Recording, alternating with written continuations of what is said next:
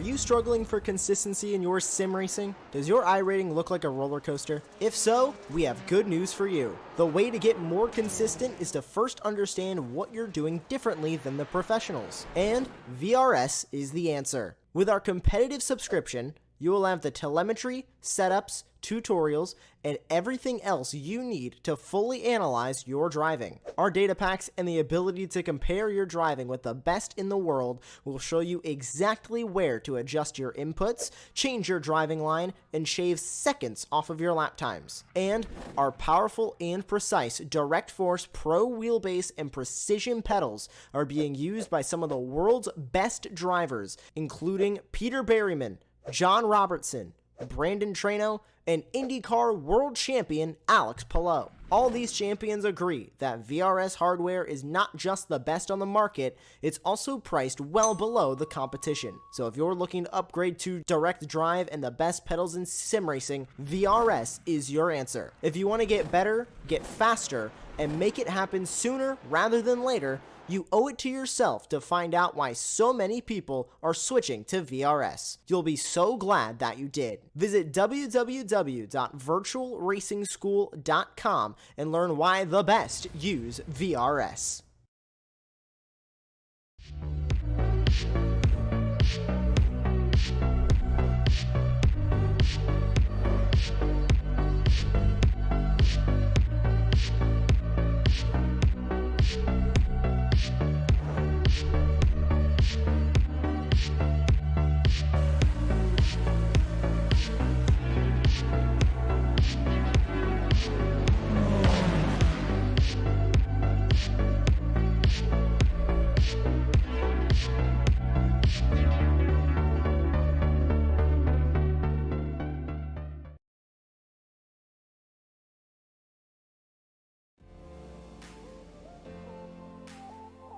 Hello and welcome to Apex Racing TV. Tonight, tomorrow morning, or tomorrow afternoon, depending on where you're located around the world, we are covering the 7th race of the Shake and Bake Road Series. at Watkins Glen this evening. Let me try to get in here just a little bit. Oh, first of all, I'm joined in the commentary booth. My name is Adam Thompson, joined by Wei Han Chan and always lovely Alex Simpson, running behind all the behind-the-scenes stuff, cameras, and basically anything that I can't do and really wouldn't want to do. So anyways, so let's get in here to Watkins Glen real quick. So this road racing came to Watkins Glen in 1948. They did not really run it that long. They didn't want to get through the season, or they didn't want to run around the actual city of Watkins Glen. So it got relocated on 550 acres, overlapping an actual previous part of the street. NASCAR debuted there in 1957, followed by Formula One in 1958. As you can say, I guess the rest is history. We've got a bunch of different layouts here at this track now. And yeah, it turned to be pretty good for the state of New York, I believe. But let's get here into the Shake and Bake Road Series real quick. They're mainly an oval league. They started this series to get more oval drivers into road racing. They are always accepting applications for new drivers, though, if you guys are interested. The Discord and the website here. The website is aidendoyle24.wixsite.com/shake in, the letter N, bake racing. And the Discord is discord.gg/HHB4GR6P. Wei-Han, what do you think about this track here in these GT3s? You know, from what I've seen and from what I know about this track, going through turn 1, 2, through the S's into the boot, all seems pretty good. Quite a lot of space, but just when you start getting into the back part of this track with some of the off-camber corners and some pretty tight corners that I think would probably make for some good passing opportunities, but also maybe some contact. Oh, great. Glad you asked. So I think this particular version of Watkins Glen that the drivers are going to use, in fact, it is the new one that just came in earlier this season, if I'm not wrong. And I think with this new version of Watkins Glen, it's even more forgiving for the drivers because you have even more runoff at certain corners, such as along the exit of turn 1, where you have the full extent of the outside of the corner for where there are the curbs, as well as some of the corners behind towards the second half of the track, where you really have a lot of room for error really with this track, and really that's what this track is known for. You know, drivers are able to push as much as possible and really push hard, which is what we're going to see with these guys in the GT3 cars here tonight. And I think it's going to be really exciting as well, seeing these GT3 cars race here.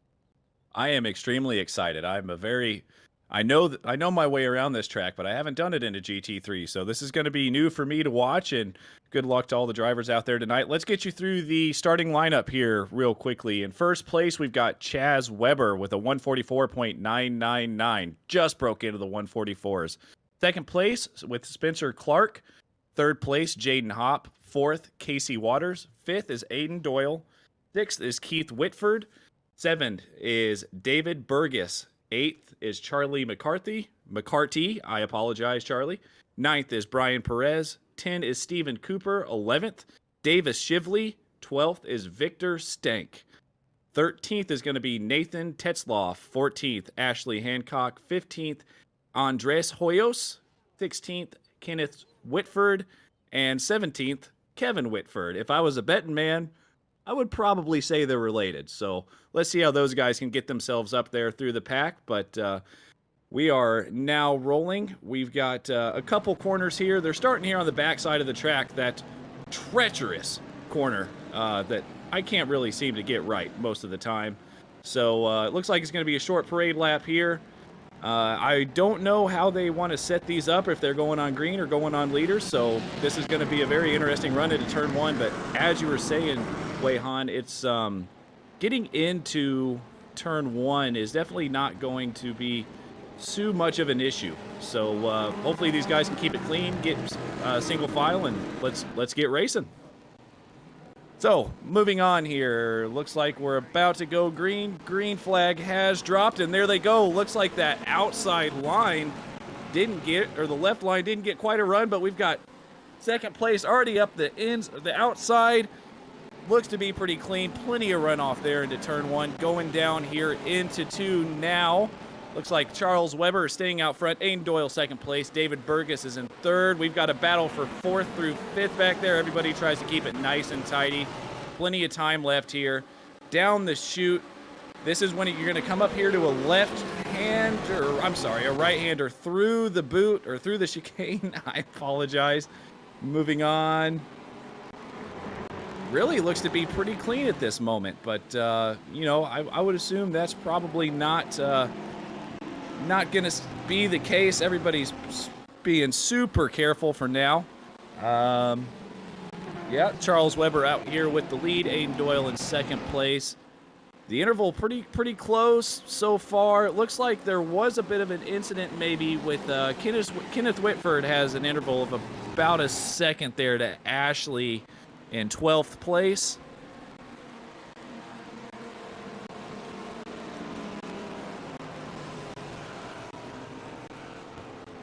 But no, we're doing pretty good so far. Again, lap 1. Plenty of time here, 45-minute race. Everybody seems to be keeping it pretty clean. I saw a Ford on the lineup here tonight, which is not what you see that much of here in the GT3s. So it's awesome to see a Ford down here. Also a McLaren, but the field is mostly made up of course, the Porsches and the Lamborghinis and some Ferraris. But we'll see how all of these cars react around here, and maybe we can get a good result here.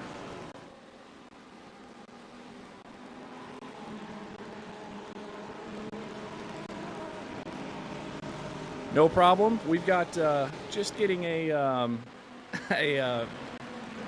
message here from the broadcaster. We've got a bit of an issue here with the other commentator trying to get loaded into the session here. So I'm going to try to keep you guys company as long as possible. But no, everything still seems to be going pretty good out front. Not really much going on. Don't see very many incidents here. I was expecting, you know. The issue with this track that we're going to run into is there isn't many passing opportunities, especially for cars like this, like GT3, that do rely quite a bit on a bit of slipstream. I think going down this front stretch, getting into turn 1 is definitely going to be the best opportunity. But, you know, as of this moment, everybody's just trying to keep it clean, keep it nice and tidy. While we've got a moment, I do have some standings here that we can go through. We can just try to follow these guys the best we can. In first position in the championship is Casey Walters. In second position is Charles Weber. Those guys aren't separated by that much, really. They're doing, you know, about 20-point separation. Third is Aiden Doyle, who at this moment is in second place, doing pretty good so far. Like I said, still plenty of time left. Fourth place is Andres Hoyos. Fifth place is going to be Keith Whitford. Sixth place is going to be Charlie McCarty. Again, I apologize, Charlie. Seventh place is going to be Nathan Tesloff. Eighth is going to be Scott Redman. Ninth is going to be Ashley Hancock. And 10th is John Hoyos. So those guys right now are at the top 10 here in your championship standings. And, you know, if you're looking here on track, looks like Mr. John Hoyos has already maybe made a mistake. Already out of the race. So I hope that wasn't a commentator's curse or anything like that. But, man, back up here at front, you know, we've got Mr. Weber, Doyle, and Burgess here. Could almost throw a blanket over him. They're about a second behind the leader. It gets a little bit more of a gap there back to fourth place. But speaking of first place, I think Doyle has had enough. He's going to try to make a move here. Question is, where do you do it around a track like this? They're, like I said, it's super wide. You can make passes, but you know, where do you do it? So, anyways, we're gonna probably see these guys stay in line for now. Coming through this section, and I would assume it might get a little more racy, get a little bit more slipstream going down the front stretch, and try to make a move through the S's, and we'll see what they can do.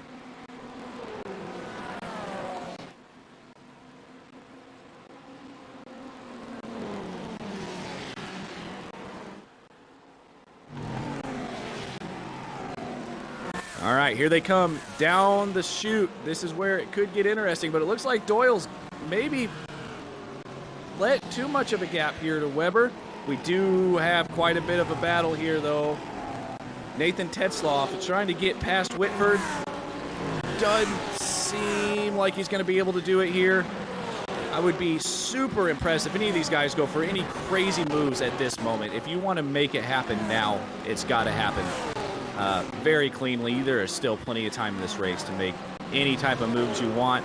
But if you're further back, that's when you have to start to try to make some moves here. But like I mentioned, that gap between 10th and 11th is starting to form just quite a bit. So really, it's going to be these top 10 at this point, and I'm not saying that there couldn't be anything happening, because there is a pit stop that has to happen tonight. One forced pit stop. So we'll see how exactly that works out. Oh my goodness, as I'm talking to myself, talking to you guys. Oh no. Nathan Tetzloff just made, I don't know quite what happened there. I don't know if we could get the replay pulled up. Yeah, and it looks like Charlie McCarty just tried to make a move around the left, and I just don't know I don't think Tetzloff saw him there. It's unfortunate. Hopefully Charlie can get the thing back going again. I don't know if we're running quick repairs or not tonight, guys, but if there is, Charlie still has a chance. Get in there, get that thing repaired. He's still driving around the track, so obviously he's not hurt too bad.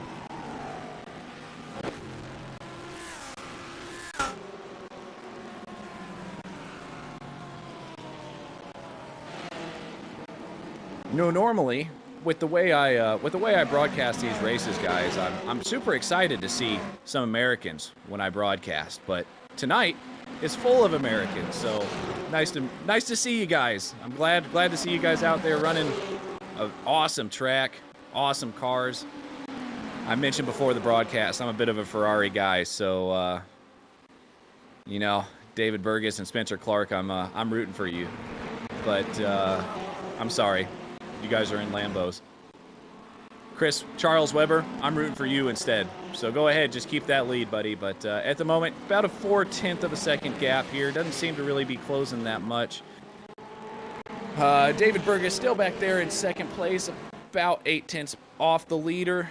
And then in fourth place, we've got Spencer Clark, about a second and a half. So this is now starting to turn into about a 3-horse race.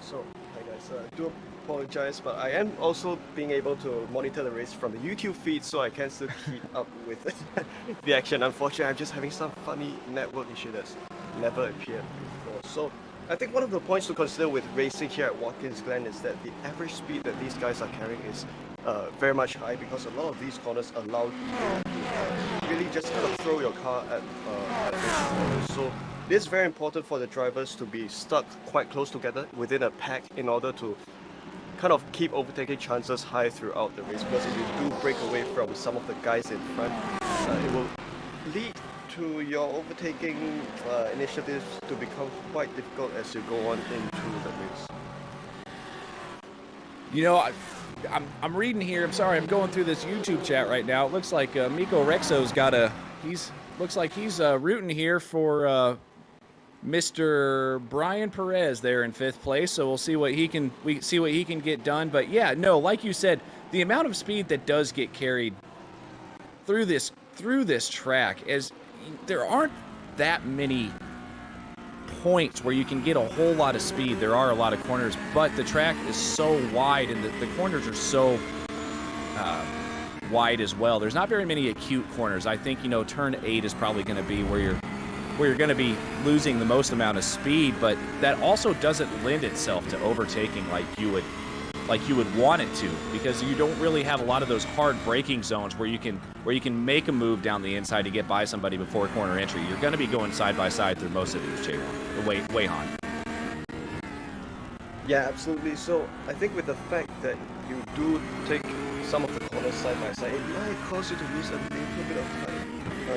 But at the same time, if you are able to make use of these corners to kind of take advantage of the slipstream, because as you're traveling faster, slipstream is more of a factor.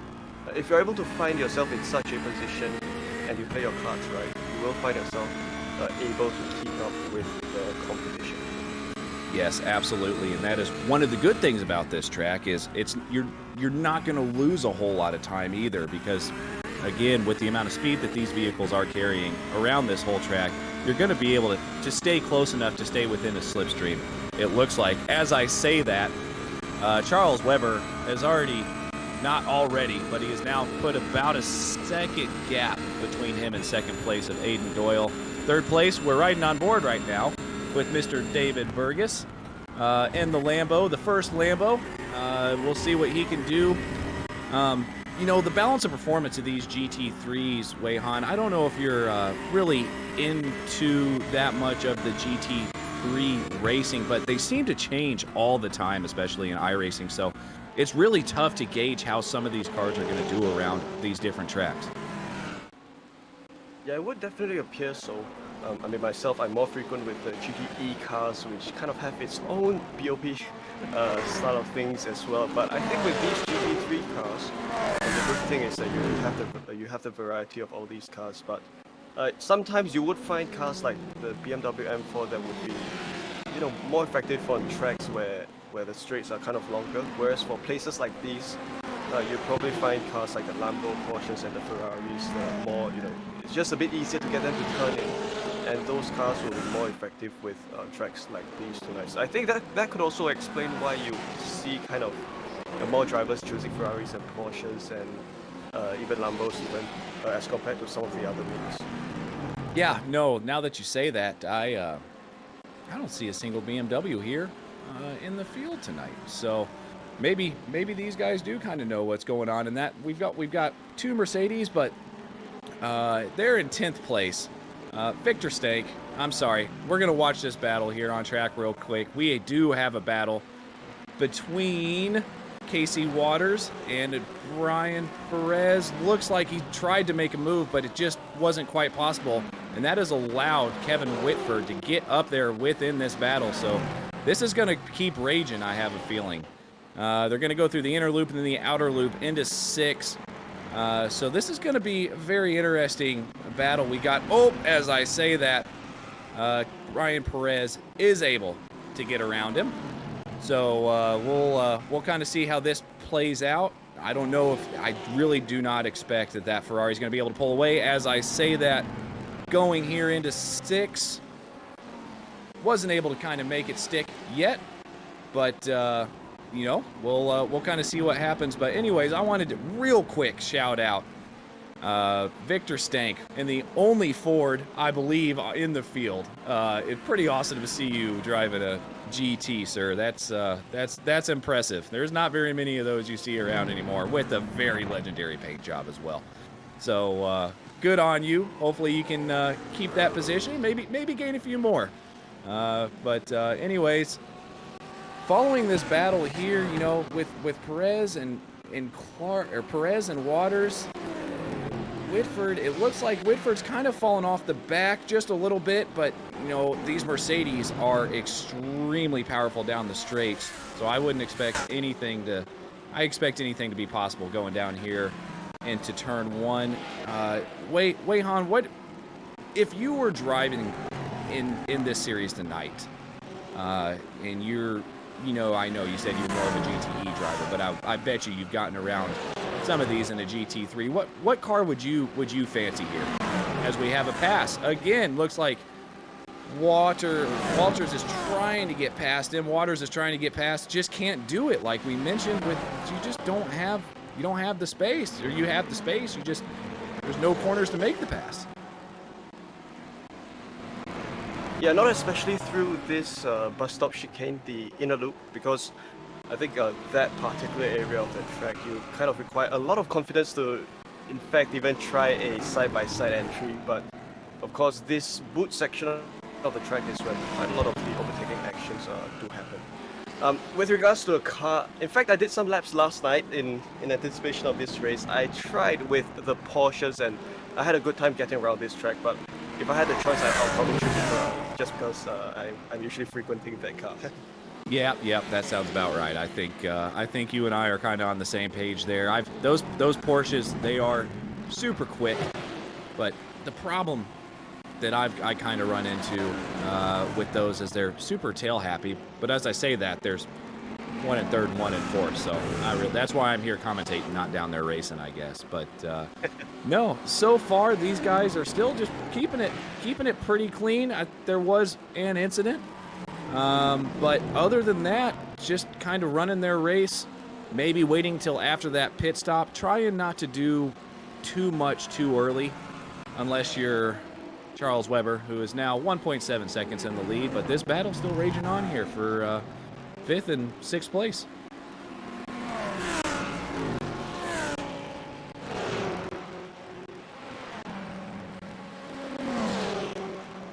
We've got an even better battle. It's looking like here for second. David Burgess gonna try to make it around the outside, going into the bus stop. That is very, very brave.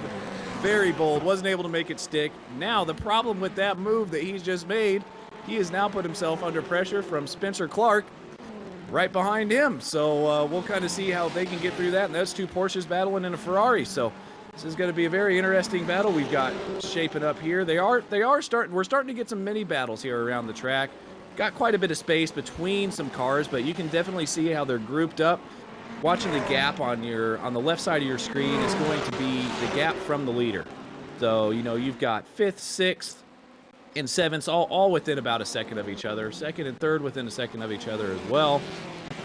So, yeah, this is going to be, and 4th, I apologize. So this is going to be interesting to see how this shapes up. And I haven't broadcasted one of these races before. This is actually the first broadcast we've had with Shake and Bake. So I can't tell you how quick these drivers are or who the dominant one is, but at the moment it's looking like Charles Weber is starting to run away with it just a little bit. Yeah, it would seem so. So with a gap of in excess of 2 seconds, I think it's going to be quite tough on Doyle and the cars behind to really close up that gap, because once you have such a sizable gap at a track that is this reliant on slipstream, the task is quite uphill from here for Doyle at least to close up this gap. But it's not impossible. There is still, I guess, quite more than half of the race left to go, and certainly there are plenty of opportunities. So we look at a battle between Burgess and Clark, both Porsches behind there. That was an attempted overtake by Clark, in fact. Of course, Burgess defended his line. They're trying to make it through this bus stop, aren't they? This is impressive. I've seen a couple overtake attempts through the bus stop. Yeah, it is possible sometimes, but you have to be very careful with the way you kind of guide your car through that corner. But of course, it is easier with this, it's possibly a bit easier with this new variant of the Watkins Glen circuit, because you have more space on the curbs to really push the car. Yeah, no, absolutely. We were talking actually before the broadcast started. They have definitely made the curbs way more user-friendly compared to how they used to be. I know if you started to even try to take a little more liberty through some of these corners, if you weren't on your roof, you'd be in a wall. So they've definitely lowered the curves down here with these with this update, which makes for better racing, definitely. But it's definitely allowed for overtakes into places that we normally wouldn't see them. Yeah, and I think we would be able to see more of those impossible overtakes take place later on here tonight with all these new curbs. No, also, absolutely. Go ahead. Sorry, and also one interesting fact is, the last two corners, they're now, in fact, almost flat out for these cars, because, previously you had to, I guess, back off the throttle a bit because the runoffs with grass, but now you can just kind of push the cars. We're actually, as we're talking about overtaking here, looks like Waters was able to get the overtake done on Perez. Don't know where it happened, but Perez hasn't let this go yet. He is, He's bump drafted him. I know this is shake and bake series, so there might be some shaking and baking going on tonight, but I don't think Perez is going to let this go. I don't think he's happy with 6. Top 5 is definitely where he wants to be. Looks like a bit of a tighter line through there, so we'll see what he can do. Just trying to stay close, get down to the front stretch again if he can. But, you know, we still have a bit of a battle going on here between second place Aiden Doyle and third place David Burgess up here at the front of the field. But, well, now it's over a second. So maybe I'm just seeing things. But looks like we do have pit stops happening already this early. That may have been a mistake, maybe. No, there are definitely some pit stops here going on. So, one forced pit stop at about 21 minutes in the race. Maybe trying to pit early and save some fuel?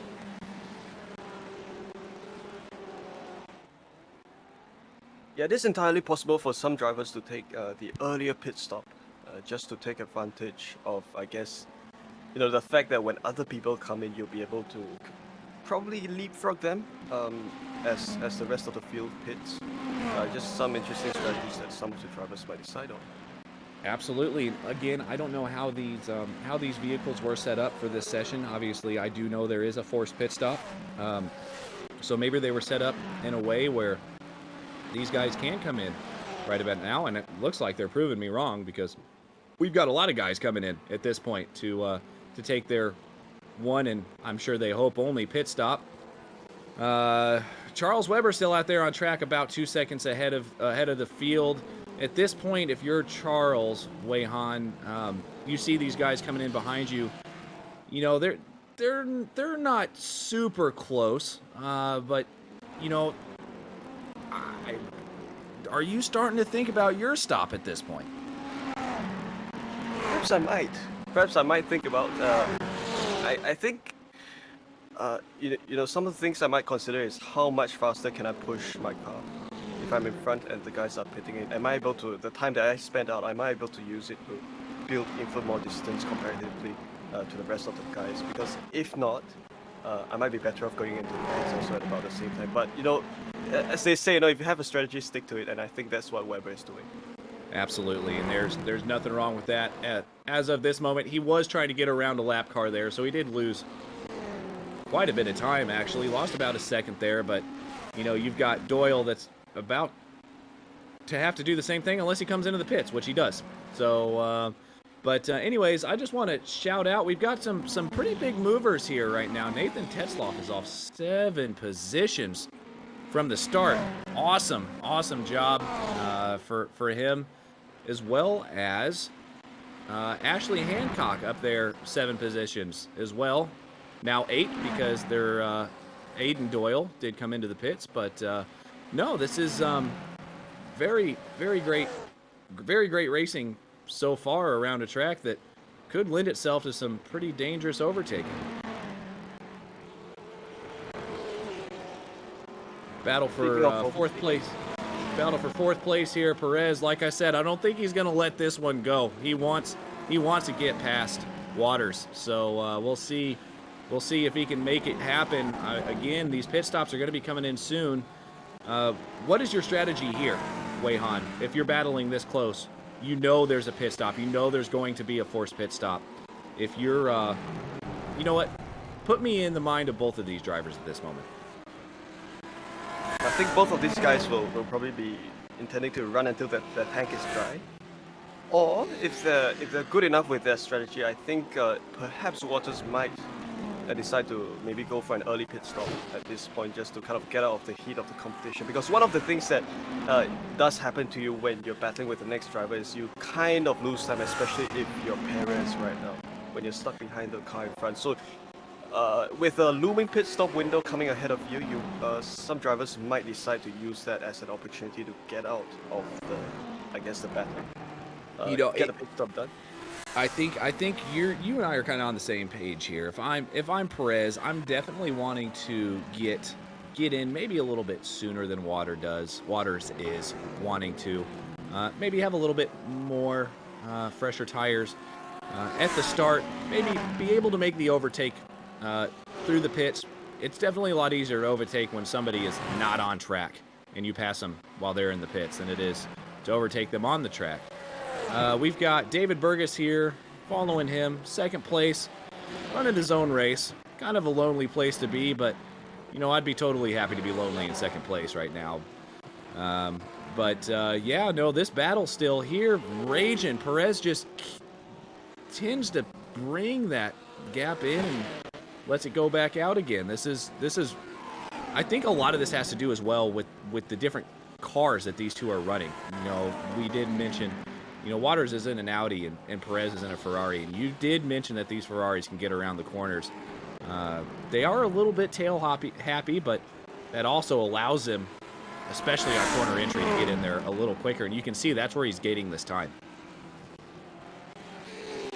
Yeah, I find that it's also interesting with the Audi because it's also known for being tail happy. Back then, when there were only like Audi and Mercedes, both these cars being the newest GT3 cars, from probably 3-4 years back. So Audi used to be a very popular choice before these new mid-engine cars came along. You know, yeah, one thing for sure, it's great to see an Audi here on track, but I think the Audi is also just as, if not maybe a little more nimble than the Ferrari behind. But of course, you know, sometimes it is up to the driver to determine how to push these cars. Yes, yeah, it is. And with these GT3s, they do have traction control and they do have ABS. But I promise you, if you're watching this stream right now and you haven't run a GT3, these guys are making it look easy. Because even though they have those driver aids, I promise they don't aid you as much as sometimes they can hurt you. So, you know, when these guys start to push, as you'll probably see after these pit stops, and they start to push to actually make some positions, it could get a little bit hairy because, as you mentioned, especially under braking, with the weight transfer of these cars, and depending on, I don't know if there's a forced tire stop or not. It's probably going to be a fuel stop. So a lot of these guys, most of them, may opt just to stay on the same tires to the end of this race, which probably a good idea if you want to keep some track position, but at the same time, you want to risk it being that close to the end of the race. I'm a big F1 fan, and I've seen that story unfold before, and sometimes it's not good. Yeah, I think in the context of a sprint GT3 race, I think drivers probably wouldn't mind keeping the same tires because, you know, you save on those precious seconds that can mean a couple of positions. But of course, in a typical longer GT3 race, yes, you would change tires for the additional pace. Yeah, absolutely. So why don't we take you through the field here real quick. Looks like pit stops have kind of cycled themselves out for now, and watch me say that and try to start naming these guys and watch them start pitting. But as of this moment, never mind. I'm just going to stop right there. Let's let all these pit stops cycle through. It looks like the top 4, top 5 have all decided to come in at the same time. This is when you got to hit your marks. Make sure not to blow past the pit stop because this is big. If you move yourself or if you hit the brakes too late and you get through that pit stop, you are wasting precious moments trying to get yourself back into that stall. This happened to me too many times. It happens more often than I would like to admit as well. So you're not the only one, Wei-Han. But with that, we've got Weber on pit exit right now. Doyle coming down off on the, oh man, on the exit. Looks like Burgess and Doyle are going to be battling here on the exit. Doyle does make the move. He is up into second place. No, he's not. I apologize. Burgess is still up there in second place, so they kind of come out the same way that they went in. 1, 2, 3, 4, and 5, still kind of where they're at. Perez actually seems to have lost quite a bit of time in that pit stop. Don't know what happened there. Unfortunate for him, but we'll kind of keep an eye on this one.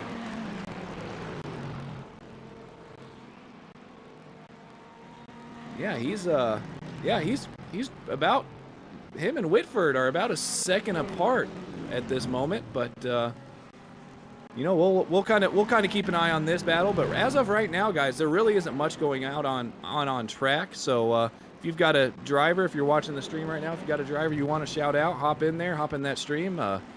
Let us know. So again, looks like Weber's just Weyhan got pretty much of a hold on this race at this moment. I don't know if anybody can really touch him. You know, in every race you have that one super fast driver that, you know, seems to be able to hold their own up front, and I think Weber is probably that guy in this race. So, you know, great performance either way, and I think, of course, you know, when you're this far in front, I think some of the things that would go through your mind, I think probably for Weber in this instance is, you know, how well are you able to hold on to your lead? Are you able to extend your lead a bit more? Because of course, the more lead you have, the more cushion you might have to kind of hold your position well.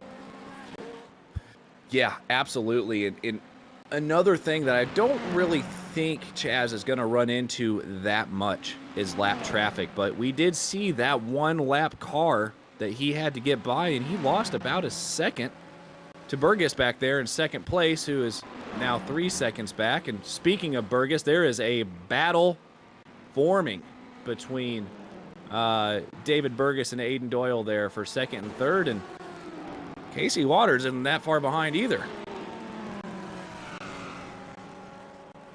This battle is, again, starting to form. I think these guys have now gone through their pit stops. They are now more than halfway through this race. You got to start making this move. You do not want Charles Weber to get too far ahead. So at this point, I think any friendliness starts to go out the window. I don't know about you, Weyhan, but I'm pretty nice for the first 30 minutes of a race. But get me into that last 15.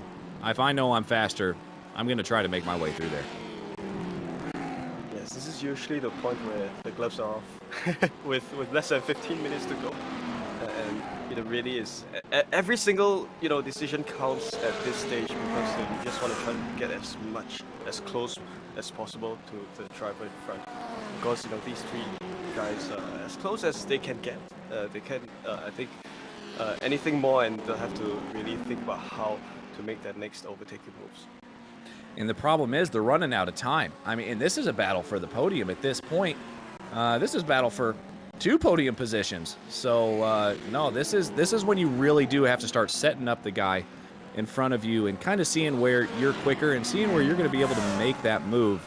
Obviously, you don't want to make any mistakes, and you don't want to wreck anybody else's race. So this is going to be interesting to see how these guys set each other up.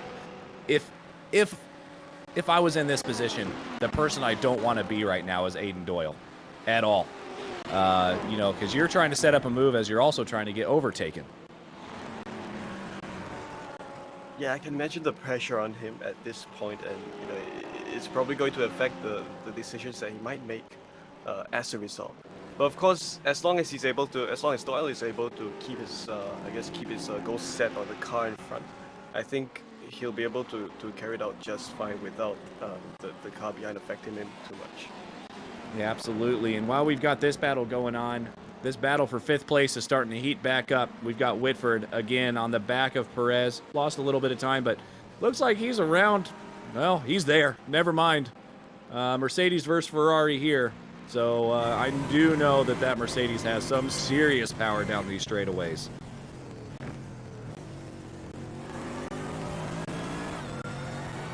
This is where it kind of gets a little hairy. This off-camber corner I was talking about before the broadcast started, you can lose the rear end pretty quickly around there. If he can stay close, I think he's going to have a chance here into one. It's wide enough to be able to make a couple moves, you know, just kind of set him up and figure out where you can make it happen, because he cannot defend that whole track. Down the straightaway here, I don't think he's going to have. He's lost a little bit of time, gaining 0.3 of a second now, 0.2 into the braking zone though. Not going to make it happen now, but we still have about 10 minutes left in the session, so he's got plenty of time to actually, you know, make it work. So this is definitely the battle we've got on track right now.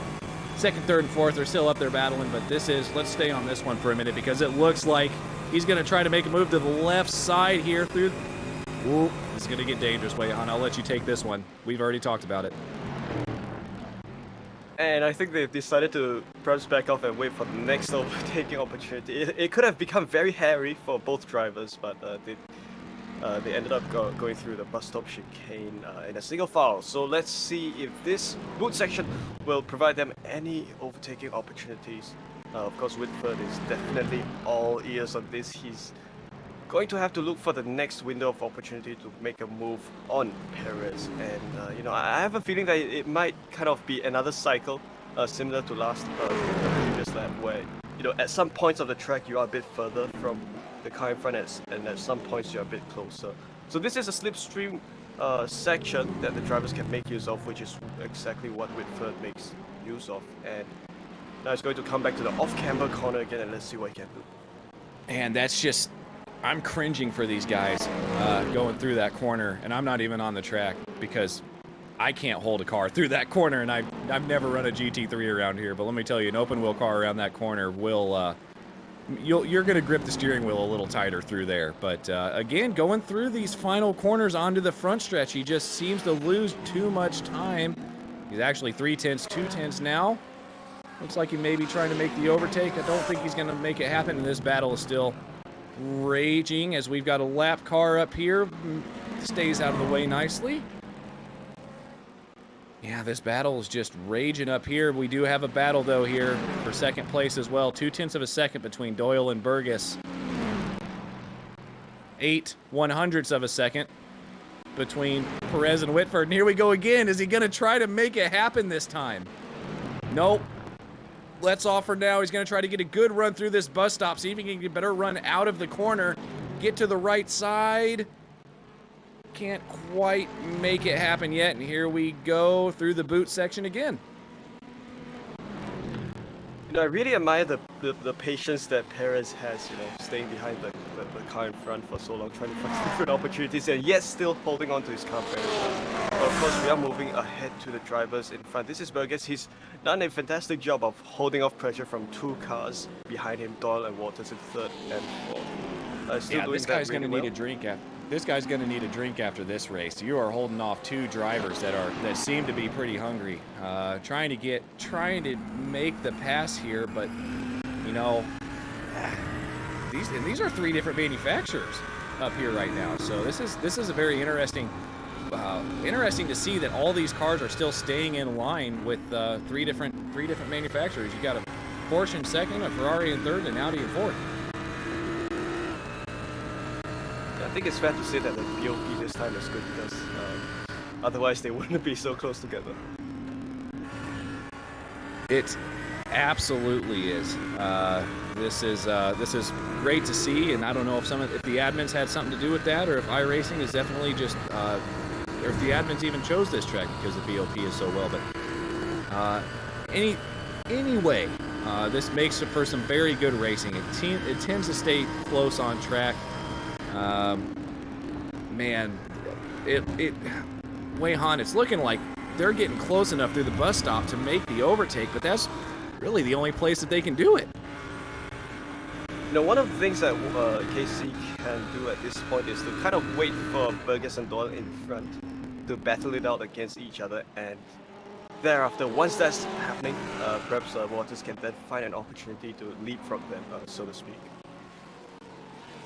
Yeah, absolutely. And if it's going to happen, it's going to happen soon.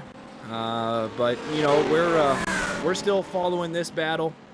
Perez and Whitford back there for 5th and 6th. They're still about 0.5 of a second apart. So, guys, this is the closest battle on track right now, and it's a good one. This is for 2nd and 3rd and 4th. I don't think anybody wants to be in that 4th place finishing position. You know, podiums are always better than non-podiums, but I think everybody up here, especially top 5, top 6 so far, are happy with where they're at. You know, David Burgess has gained 5 positions, so I'd be really happy if I was David Burgess, able to get that Porsche up there into 2nd place and hold a very hungry Ferrari and a very hungry Audi behind him. Going down the front stretch again, down into turn 1. Just, man, gaining, just can't make man, if that straightaway was about half a mile longer, he'd probably have it. let's see if they can repeat something like that along the back stretch here. Probably we might be able to see an overtaking move take place along the bus stop chicane this time. Is that going to happen? Is Doyle close enough for a move to take place? It would appear, unfortunately, not so. As Burgess still leads this battle back through the bus stop chicane, and now they come onto the outer loop, and we'll see what happens next. You know, I'm surprised that these drivers aren't trying to take a bit of a different line through that bus stop. I know there are different lines you can try to take through there to maybe get a little better exit, but you know, I guess if you're racing this close with the people around you, you don't want to try to take a different line and open yourself up for an overtake. If I'm Doyle, if I'm Aiden Doyle, I don't want to try to take a different line because then I'm opening myself right up for Casey Waters to come waltzing right on through. But anyways, moving on here again, kind of see what can happen with these guys. Battle for first place is a battle between Charles Weber in a lap car, or Chaz Weber in a lap car. So he's doing really well. If what he's dealing with right now is a lapper, obviously you want to dispatch of him as quick as possible. I say that interval's shrinking pretty quickly here, so I do think it would be very good. And you can see the lights flashing there. He's gonna politely ask to get out of the way because he's got a race to go in, but it doesn't look like he's going to. So this could be a bit of a shake-up here. If that lapper can hold for just a little bit longer, that will bring second place of David Burgess back into contention. There he goes, getting around the right side. Up into the bus stop. You got another lap car up there, but I don't think he's going to catch him. We've got about 3 minutes left in the session, so Wei-Han, back to this battle between Doyle and Waters. What do you and Burgess? What you got to make a move at this point? You have to go. Yeah, I think perhaps for Doyle, I think he's just still looking for the best opportunity to do so, because sometimes if you commit to a move too early, you might lose out. And at a track like Watkins Glen, you have to follow through with the move, so to speak. Because like you said earlier, there are no slow corners around here where you can make a quick move, so to speak. You really have to follow through with your moves and plan them quite properly. But with that said, the gap between Burgess and Doyle is now at 0.3 of a second, so it is kind of within. Yeah, it is around that. It is within overtaking. I guess you can make a move if you're able to. Yeah, if he can hold it, coming back, man, he just loses that time. Dirty air must be a pretty big thing through with these cars, because he just loses the time back going down the front stretch. He's not able to make that move into turn one. Looks like we've got a lap car here right in front of him though, which could add a bit of a wrinkle into things. I know this lap car is not wanting to do this. Still trying to run his race as well. And this is not where Burgess wanted to catch this lap car. Into the bus stop as well. So this is going to get really interesting here. Trying to see how things go. And oh! Speaking of Whitford, he is able to get back past Perez. No, he's not. He tried. Wasn't able to make it stick though. Back there into 6th place again. So, ooh, catching some air over the first corner of the bus stop. Here we go. We're going to try to see this overtaking. Oh, Perez does get wide. Whitford says thank you very much, but Perez holds it around the outside, has the inside now, able to keep that position for now. Wow, great racing between those two.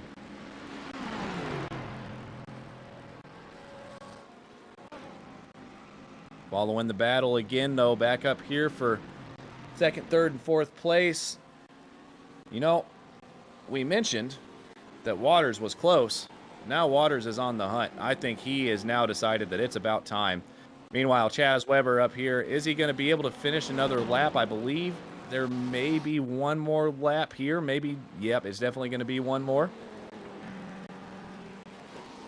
Nope, It is checkered flag now, so we do have a winner. Chaz Weber up there in first place. This battle for second and third raged on the whole time, but David Burgess able to hold that position, takes second with Aiden Doyle in third, Casey Waters crossing the line in fourth, doing what he can to try to make that happen. Just wasn't able to get it done. Very, very well, very balanced performance around these. Perez is in fifth, Whitford finishes sixth, Clark seventh, and here comes Ashley Hancock around the final corner right about now to finish eighth place, kind of running their own race, but you know, doing a good job, keeping it clean. I'd be happy with an eighth place as well, especially with 6 positions gained. Great job. I kind of like his the spirit that he carries with that photo of his. I'm glad you said something because I was going to, and I was like, I think he's just a happy person. So that's awesome. It looks like everybody decided to beat Chaz Weber up now because they couldn't catch him during the race. But no, that was a very, very interesting race. Wei-Han, I mean, you weren't able to really get the overtakes. Like I'm sure these guys were just chomping at the bit to find a way around, but there really wasn't any place to do it.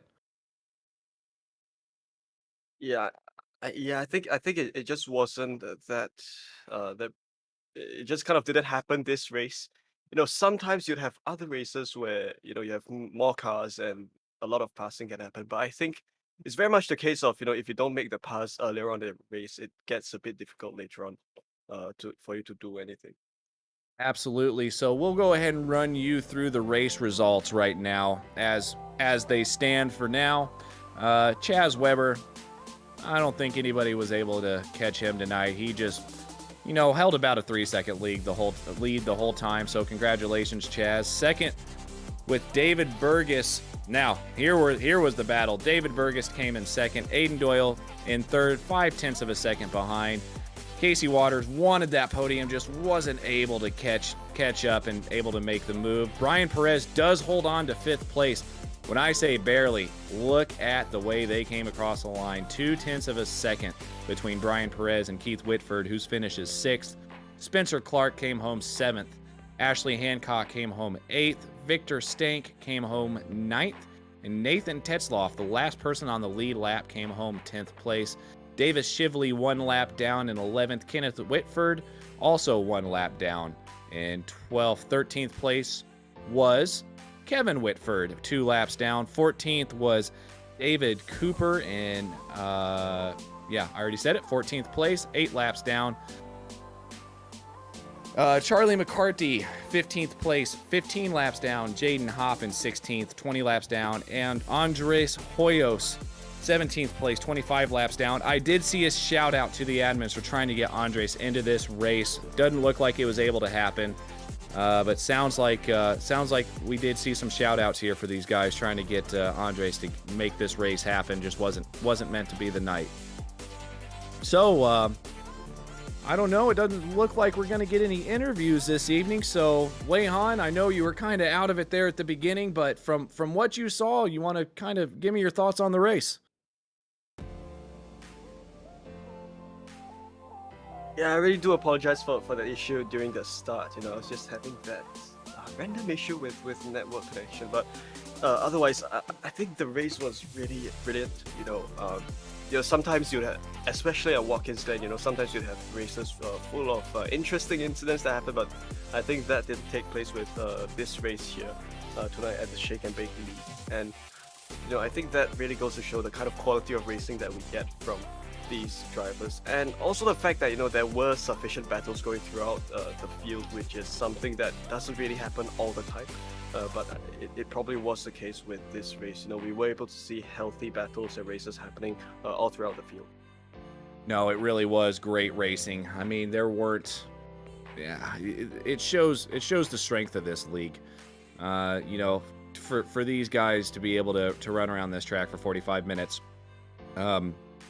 I'm not ashamed to say that I'm more of a bottom split driver. And let me tell you what, there would have been carnage in most of these corners at that point. Just when there's not very many overtaking opportunities, most of the time people are going to make overtaking opportunities, and that normally doesn't end up well for either party. So great job on these guys in the Shake and Bake League. I hope to see them again. This was an awesome race to broadcast, and I hope that they come back. But Wei Han, if any closing thoughts? Yeah, all good. Really enjoyed this race, and yeah, I think definitely looking forward to the next race events that Shake and Bake Leagues will put up. Absolutely. Well, if we don't have any, it doesn't look like we're going to have any interviews here. Let me go ahead and get one more time here, guys, while I've got this open. I'm going to pull up these these notes here. If you guys are interested in a GT3 league like this, Shake and Bake are always, looks like, recruiting.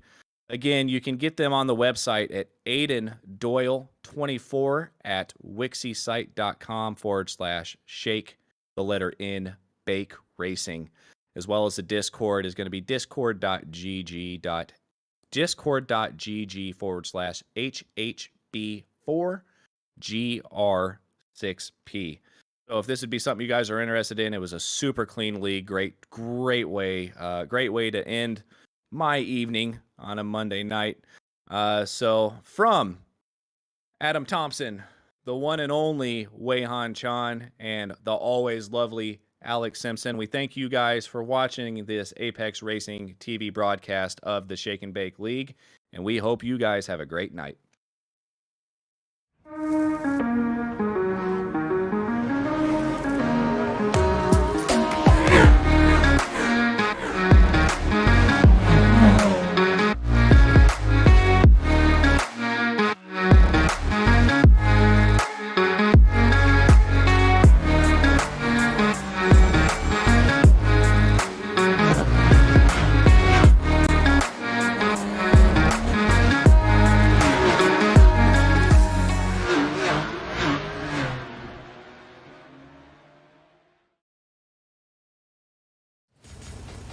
Are you struggling for consistency in your sim racing? Does your iRating look like a roller coaster? If so, we have good news for you. The way to get more consistent is to first understand what you're doing differently than the professionals. And VRS is the answer. With our competitive subscription, you will have the telemetry, setups, tutorials, and everything else you need to fully analyze your driving. Our data packs and the ability to compare your driving with the best in the world will show you exactly where to adjust your inputs, change your driving line, and shave seconds off of your lap times. And our powerful and precise Direct Force Pro wheelbase and precision pedals are being used by some of the world's best drivers, including Peter Berryman, John Robertson, Brandon Trano, and IndyCar World Champion Alex Palou. All these champions agree that VRS hardware is not just the best on the market, it's also priced well below the competition. So if you're looking to upgrade to direct drive and the best pedals in sim racing, VRS is your answer. If you want to get better,